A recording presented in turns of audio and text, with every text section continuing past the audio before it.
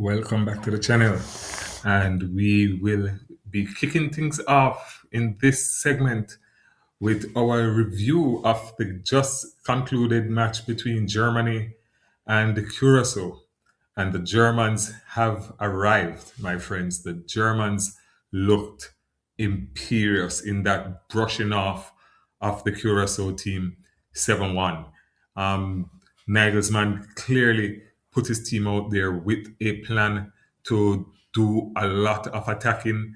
He had Havertz up front, supported by Verts, Musiala, and Sane playing in that attacking midfield role. And then deeper, he had Enmicha and Pavlovic. And at the back, he had Brown, Schlotterbeck, Ta, and Kimmich. Enmicha and Brown, for me, were the stars of the show today. Verts and Musiala, they were very good. Um, Verts looked like his old self. Musiala has clearly gotten over that injury he suffered with Bayern during the season.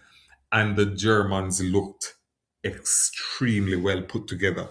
They started out in that 4-2-3-1 formation, directly countering Curaçao's 4-3-1-2. The Curacao team, the advocate did not put his team out there to simply defend, and you could see that from their formation. They wanted to play football. You could see it in the first half.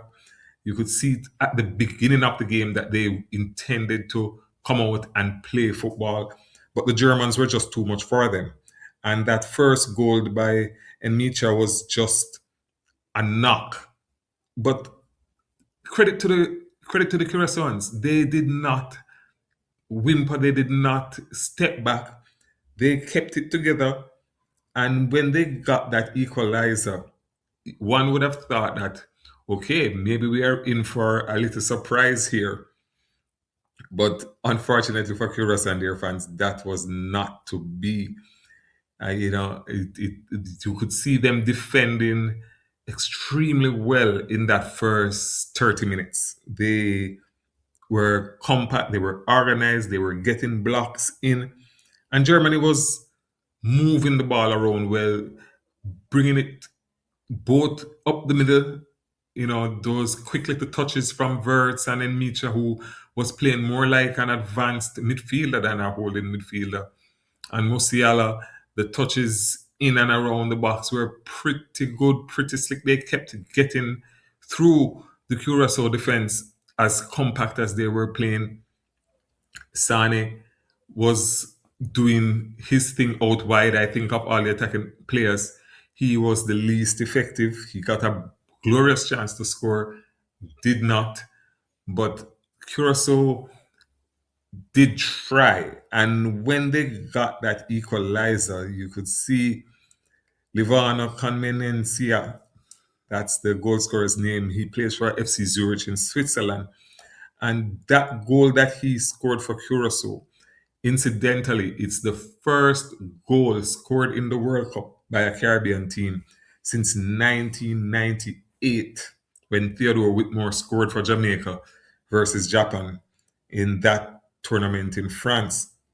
The Trinidadians made it in 2006 to the World Cup, but they didn't score in any of their three group stage games. And Haiti, another Caribbean island team, they went down yesterday 1-0 to Scotland. So Comen Mencia's goal for Curacao happened to be the first goal, not just for Curacao, it's a history-making goal as well, because it's the first goal for Curacao in a World Cup Finals tournament, and it is the first goal scored by a Caribbean island nation at the World Cup since 1998. Just a little bit of history there. But the Germans looked extremely well. They moved it around. They did not hold back. They did not fall back, even after taking a 3-1 lead just before halftime with that Havertz penalty. Again, quick movements inside the box. Enemicha brought down by the defense. Easy penalty. It was just, they were just too much. And the goal 2 minutes after the restart by Musiala basically just ended the game. But at that point, you would have thought that, okay, they have scored these 4 goals, they are in control, they are comfortable. Nagelsmann might decide to just take his foot off the gas. They actually didn't do that. And while he rung the changes, they did not take their foot off the gas. And Dennis Undav, when he came on, he was playing like he was there trying to win a place in the starting 11 for their next match. He came on in the 64th and he was instrumental in that fifth goal where it was just quick movement, teamwork, and the movement more than anything was just scrumptious. Brown coming from right back all the way into a striker position to get onto the end of Undav's wonderful side-footed touch. He just cushioned it down for him, and Brown took it one time. No chance for Curacao. They were like training cones on that one. The Germans just moved around them with such ease that they looked like training cones. And that fifth goal, it was just beautiful football to watch. And so that was pretty much that by that point.